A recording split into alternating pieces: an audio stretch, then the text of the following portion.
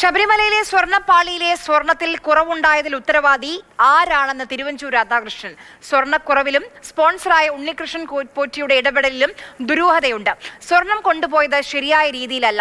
സ്വർണ്ണപ്പാളി കോടതിയുടെ പരിഗണനയിൽ ഇരിക്കുന്ന വിഷയമല്ല, കോടതിയുടെ തീരുമാനം വന്ന വിഷയമാണ്. അത് സഭയിൽ പറയരുത് എന്ന് പറയുന്നതിൽ അർത്ഥമില്ല എന്നും തിരുവഞ്ചൂർ രാധാകൃഷ്ണൻ പറഞ്ഞു. അവിടെ രണ്ട് ദുരൂഹ കഥാപാത്രങ്ങൾ ഇതിനകത്ത് വന്നുപെട്ടിട്ടുണ്ട്.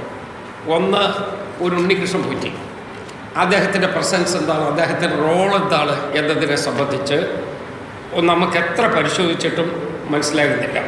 സാധാരണ ശബരിമലയിൽ നിന്ന് സ്വർണം കൊണ്ടുപോകുന്ന സമയത്ത് ഹൈക്കോടതിയുടെ വിധിയുടെ അടിസ്ഥാനത്തിൽ അവിടെ സ്കൂട്ടിംഗ് നടത്തിയേ പോകാൻ പറ്റൂ.